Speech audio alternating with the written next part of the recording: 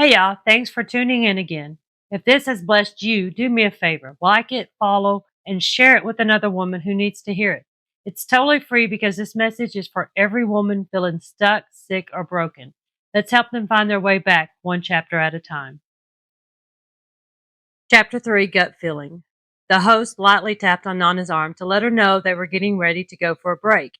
Nana got up and went out into the hallway to breathe and get some fresh air.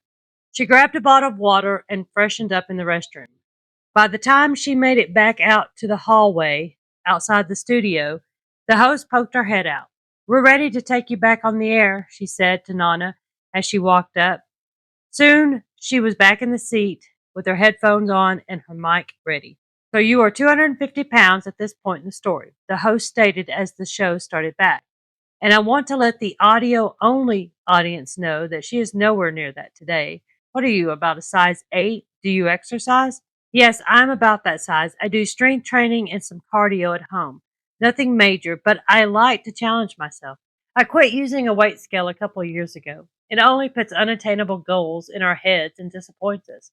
We need to all break up with the weight scales. Kick it out of your house." Both women were laughing at this and cheering. "Yes," said the host. "I have a love hate relationship with mine. I will be tossing him out when I get home."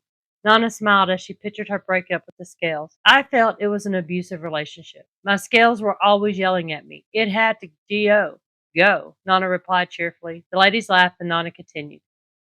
"So I was 250 pounds, miserable, and just wanting to be healthy. I did not want to be skinny, and I did not want a perfect body. I just wanted to be healthy. I wanted to have a body that could self maintain when given the right nutrients. I realized that if we get a cut, it heals. If our immune system is in good condition, then the cut heals without issues. If you have problems with your body's immune system, then the process of healing can be stalled and prolonged. Keeping the gut healthy and toxin free keeps the immune system in good working condition, which in turn keeps the body maintained by healing all the inner boo boos as well. This is why we must always try to let our bodies heal naturally. Constantly running to the doctor for antibiotics to heal us is only causing more damage to our immune system. Many do not understand what antibiotics do to the body and our immune system. The antibiotics wipe out probiotics, the good gut flora that resides in the digestive system. It can take up to 18 months for the new flora to grow back. In the meantime, the body's defense system is down. A couple of times in my medical life, I was put on back to back antibiotics. I did not know the dangers the antibiotics put on my immune system at that time.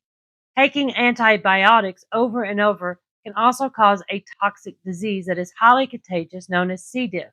Another reason why we should keep healthy gut flora is for digestion and the absorption of nutrients. A lot of women were like me, obese and starving to death. Every time I would go to get a checkup, I felt like an old car at the mechanic, always low on some fluid somewhere under the hood. My vitamin D level was so low it barely registered. Now, most do not know that vitamin D is essential for regulating calcium. Normally, if the vitamin D is low, then the calcium should be as well. But mine was good. So why was my vitamin D so low? I was walking my dog daily, usually a couple times a day, so I made sure I got plenty of sun. My vitamin D was not being absorbed because I was so toxic, so it remained low. The thing was, my calcium was not being used, I later learned, because I was not strengthening my muscles regularly. Calcium is called to the bones when the muscles are being strengthened. If the muscle is not worked to be stronger, then the bone will become weak and brittle. This causes inflammation and conditions such as arthritis. My calcium was not low because I was neglecting my muscles. There was something keeping vitamin D from being absorbed. This meant my body's functions were not working efficiently. That something was my gut health. I was not being able to absorb any nutrients thanks to all the toxins I had been ingesting for years. As far back as I can remember, I had brittle teeth. I thought for years it was genetic. However, I now know it was caused by the lack of nutrition going in my body.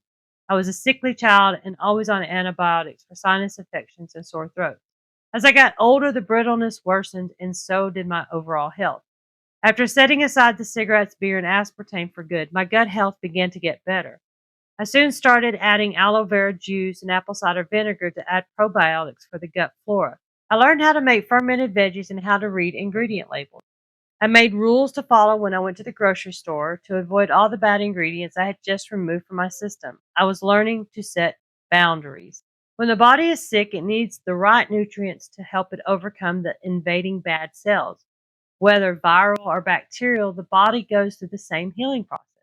When our bodies are starving for nutrients, the healing process gets stuck. If we cannot take out the invading cells with our gut flora, then the immune system is overpowered and the body becomes full blown sick.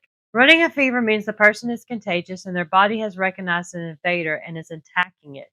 Fever is the body's way of destroying the enemy.